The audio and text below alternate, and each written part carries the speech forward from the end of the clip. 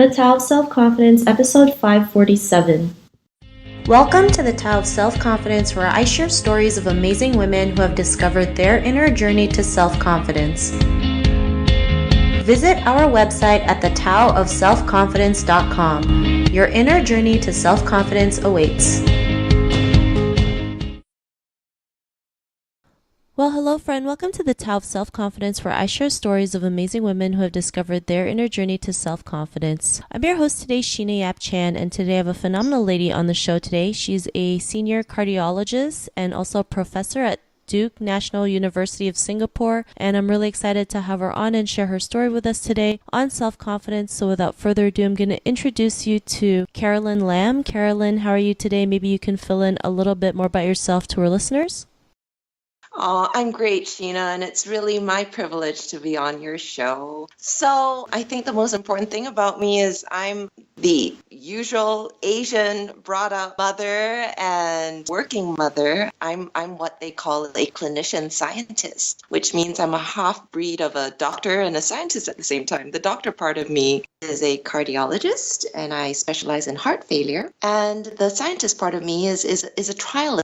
So my passion is with clinical trials, in other words, doing the clinical research that I hope may impact patients' lives, of course, for the better in the end. I suppose some of the more different things that I do is I also run I'm the resident doctor on a television show for health here in Singapore, and I run a weekly podcast myself. So I have to tell you, it's kind of interesting to be on the receiving end of questions right now. It's a little bit nerve-wracking. Awesome. Well, thanks for sharing that, and I'm sure you'll do great. And Carolyn, what's your cultural background? So I was born and bred in Singapore. So I am Chinese by ethnicity. My great-great-grandparents were from China. But for me, born in Singapore, did my whole primary and secondary education here. In fact, did medical school here in Singapore before I went, to the US and did my further cardiology training and specializing. And I did a PhD in the Netherlands. So in a sense, I feel like a bit of a citizen of the world, but at the very core, Singaporean. Thanks for sharing that. And what would be your favorite self-confidence quote? I'm going to keep it really simple. It's something that I learned when I was lucky enough to be with this wonderful group of women in an Oxford women leadership session. And one of my classmates shared this quote that I say to myself, and it's teeth and tits. So I think it says it all, teeth and tits. So teeth meaning smile and tits meaning chin up and chest out. It may not be a quote, but it's something I do mumble to myself sometimes when there's self-doubt or when I, have to do something that is particularly challenging to self-confidence. I just remember that group of wonderful women and us giggling and chanting teeth and tits, and just put on a big smile, put on my power stance and just go for it. Just remembering that at the end of the day, it really is about being myself, which means being the flawed me, being a woman, not trying to be a man, not trying to be anybody else but myself. Thanks for sharing that, and I love that quote. I think it's a great thing to say to ourselves, and it's so true, right? Like, we just need to smile and, put our chest up, and it makes a huge difference the way, we put, when we do something like that. It just really does bring out the confidence in us. So thanks for sharing that great quote.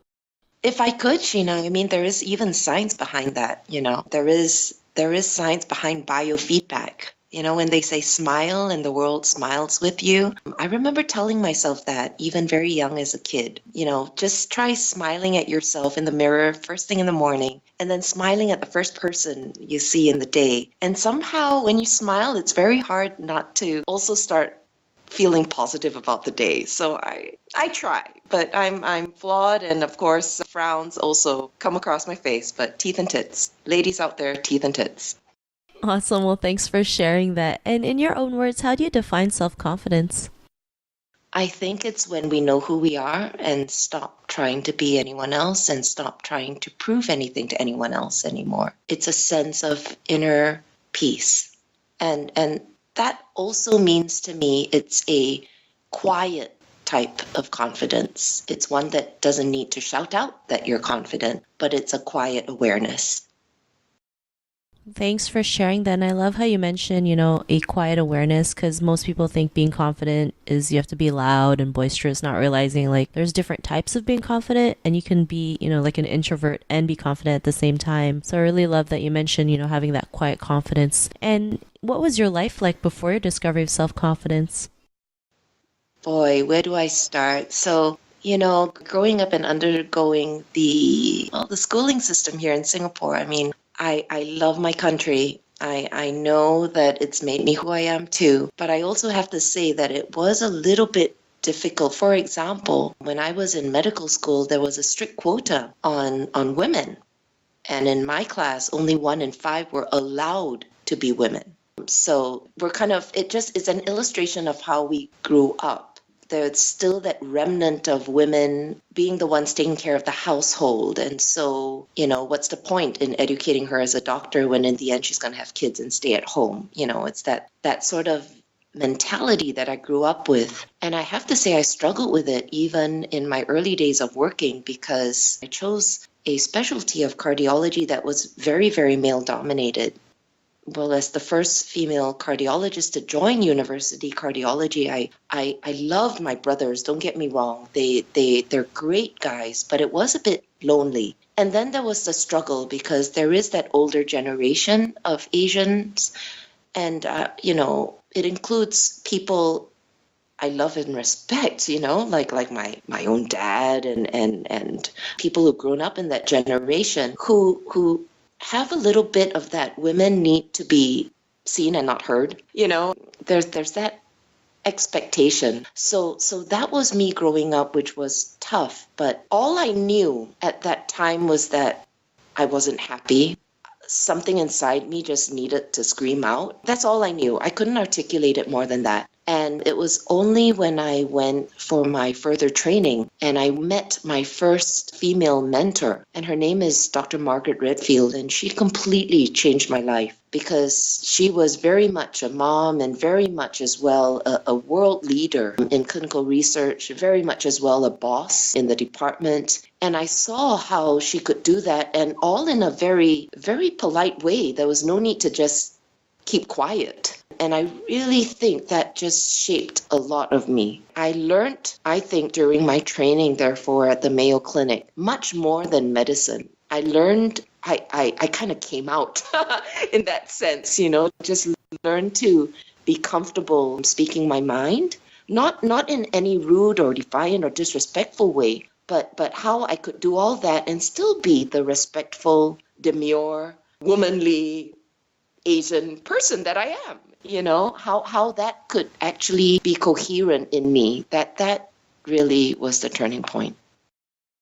Awesome. Well, thanks for sharing that. And it's great, when one person, if it's possible for one person, it's possible for us, right? And like you mentioned, the industry that you're in was heavily male dominated. Most of these industries are still pretty male dominated. Like, I interviewed a woman who was a ballet dancer, and she says the ballet industry is still run by men. So it's amazing how something as feminine as ballet is still run by men, right? And it's just up to us to make that change, right? To be, that person to say, hey, like women are here too. We can make that change if we want to, like what you're doing in your field. And, because of your realizations, what's your life been like now? It's more peaceful, right? Because I'm basically living in integrity. And when I say that, I mean what you say and what you do is congruent with who you are inside. And I think that's just so key to being at peace and being happy. That's the main thing that's come of it, but I still struggle with the right balance.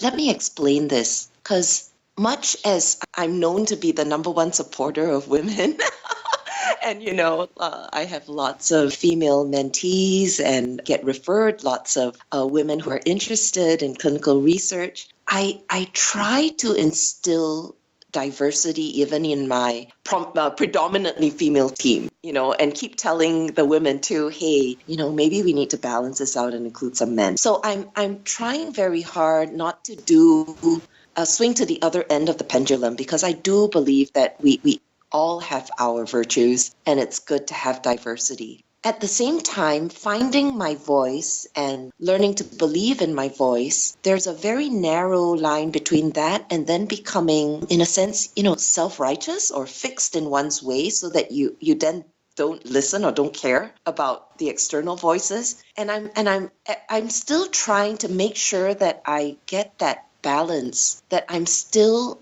listening to the voices outside when I should, while still paying good attention to the voice that's coming from inside. Do you know what I mean, Sheena?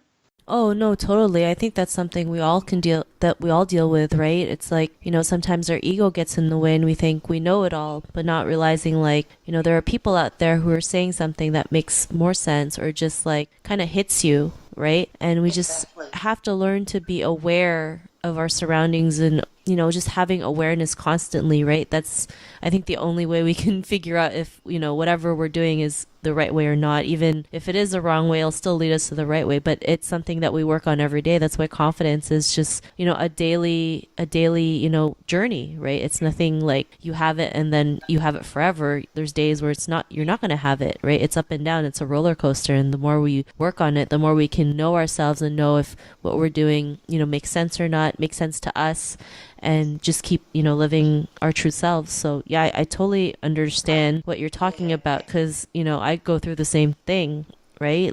Just finding that balance. Yeah, and it's when, being careful that confidence is always, always balanced by humility. I think that's what I'm trying to say. Self-confidence and pride, where is that line sometimes? Self-confidence and ego. Where is that line sometimes, I think self-awareness, exactly like you said, but sometimes self-awareness is hard. We got to make time to do that, and that's something that was never really emphasized or taught to me growing up. It was more the typical Asian go for every class I could possibly go for and be as busy as I could be, when self-awareness and things like that actually require stillness and quietness. You know what I mean? I totally, yeah. I mean, schools never taught us to, be aware of our surroundings or be aware of ourselves, and I think that's probably the biggest part of confidence is self-awareness. Self-awareness is huge, and I didn't even really know about it till about a couple years back. So I mean, I think a lot of people don't really understand how important self-awareness is. So I'm really glad that you mentioned that. And you and I, sister, yep. And Carolyn, if our listeners wanted to get to know a little bit more about you and what you do and some of your work, is there any links or social media profiles we can connect with?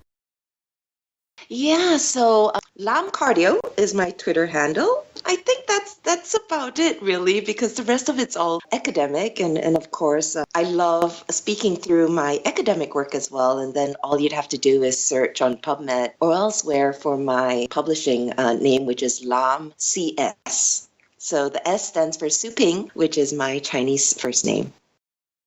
Awesome. Well, thanks for sharing that. And to our listeners, if you want to connect with Carolyn, you can also head on over to thetaoofselfconfidence.com and search for Carolyn's name. Her show notes will pop up along with everything else that we talked about. And I'm really grateful for Carolyn today to come on the show and share her story and tips with us on self-confidence. So thank you so much. Thank you, Sheena. Not a problem. It was really great having you on the show. And to our listeners, be on the lookout for another new episode of another amazing woman's journey to self-confidence. And we'll talk to you soon. Bye for now. Thank you for tuning in to another amazing episode of The Tao of Self-Confidence. Visit our website at thetaoofselfconfidence.com to check out cool resources, blog articles, show recaps, and so much more.